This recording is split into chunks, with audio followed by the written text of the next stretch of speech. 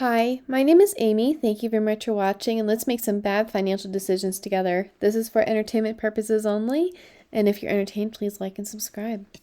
So, WW-34 has said, just buy TSPY, and I really do thank you for your suggestion, and I wanted to look into what exactly is TSPY, because I've never actually heard about it before you said something, and if it fits in my portfolio and if I should invest in it right now.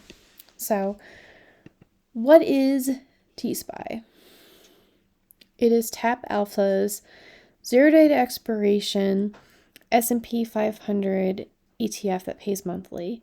It has a 0.68% expense ratio, which is kind of low for this type of ETF. So, take that what you will. I feel like because it's 0-day to expiration and based on the S&P 500, that it is okay to compare it to XDTE. So XDTE is a weekly pair. It's based on the S&P 500, is 0-day to expirations. It has a distribution rate of 15.73%, which TSPY has a distribution rate of 13%. So what is that? And this has only been around since mid-August, so there's not really a lot of data on it. So if you look at this, their strike prices are different. So it looks like TAPP Alpha has more price appreciation, maybe, but they also have lower distribution rate and they pay monthly.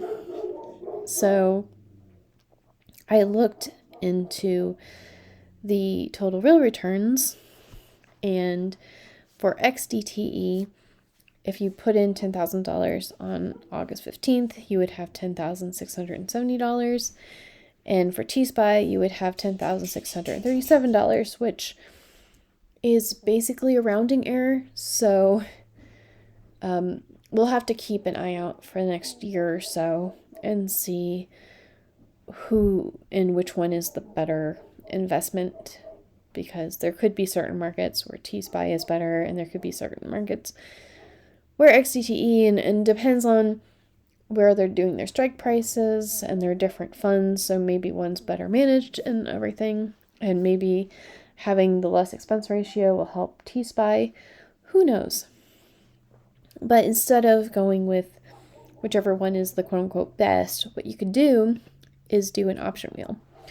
So basically you would have TSPY, and then you would put the distributions into XDTE, and you would have the distributions earn compounding, like they would compound for 3 weeks-ish, and then you would buy back into TSPY the full dividend amount, and then you would just repeat the process. And so in this way, you'll accelerate your compounding and you'll have higher overall returns, but you don't have to actually run your own call options that are, you wait, and like, you don't have to pick out random stocks to do this. You can just have TSPY and XDTE and have them work together.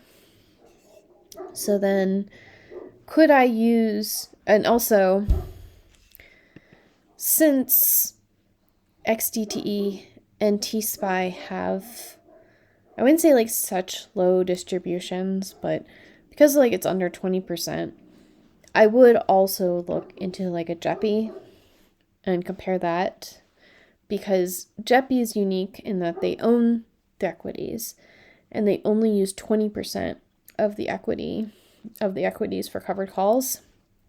So basically it has more chance for price appreciation, and even though the dividend yield is half of the other high income ETFs, because of the price appreciation, eventually you might wind up with more yield. So just putting that out there. But for my situation, where I want $4,000 a month, starting in January 2025.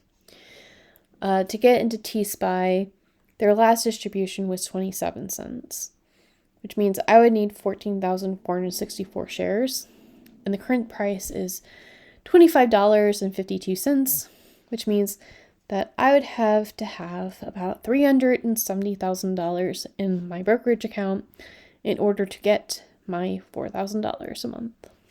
So I do not have $370,000. I know, I am sad too. And so I feel like I'm going to have to be more riskier than something that has such a low distribution rate. So here's some of my thought process behind this. Starting in January, I'll be getting the full renter's income. Up until now, I'm still paying the leasing fee, which is 1 month's rent, except they're doing it for 18 months and they moved in 2 days ago. So the rest of this year is just paying that stupid fee, and I'll be getting I think I'm still paying them $600. I don't think I'm making money this year off of my rental. But starting in January, I should get $2,000 per month that I can use in my taxable brokerage account. And I would like to use that $2,000 to buy leaps. And I might not be able to do it the first or the second month, but hopefully by the time I have $6,000, I will be able to buy something. And when you buy the leap, basically it's like half or third of the money. It's a fraction of the amount of money that you would need to control those amount of shares. And I just don't want to buy options on margin like that. I don't mind doing the selling cash secured puts because they become options collateral, which means that the collateral they don't charge an interest for it until you get assigned. So if I don't get assigned, it's just collateral, so I don't get the interest on it. So when I withdraw the $4,000, that'll be getting the daily interest rate, but hopefully I'll be able to pay that off within a couple of weeks and then just keep taking out the $4,000 and keep basically this options wheel alive. So what can I do? Because, it's not $37,000 of margin. It is more like $20,000 of margin that I can use. So what I was thinking is MSTX and around a $65 strike price and a premium of $1,050 per contract. That means I can put out 3 of these contracts and it'll be like $19,000. And that leaves me, I still have my SPY poor man's cover call that I'm doing. And worst comes to worst, be like maybe $1,000 off, not even. Misty has been on a tear, so if I can just use the rest of the Misty distribution to pay the difference between whatever I'm getting in this premium, I can then grow the rest of my portfolio like I've been intending to, and not have to sell things and dig things up. I can just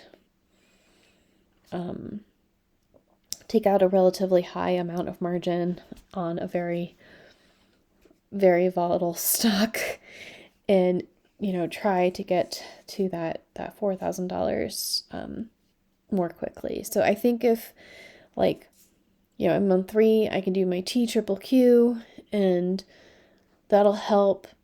With the SPY, I kind of figure 6 cents per day, but I've been getting more than that. So, but, it doesn't have a lot of wiggle room and it's fairly aggressive, but I think this would be the only way that I could do what I want to do, basically. So, and I've been messing around with other things like TSLL and SoFi and Bitto and stuff like that. And I'm still gathering information and finalizing my plans. But this was really supposed to be about TSPY anyway, so I'm disappointed I don't have $370,000 where I could just do this really safe high-income ETF. But that doesn't mean that TSPY doesn't have its uses. Are you excited to learn about this high-income ETF? Do you think that you'll buy into it? And I will talk to you all later. Bye.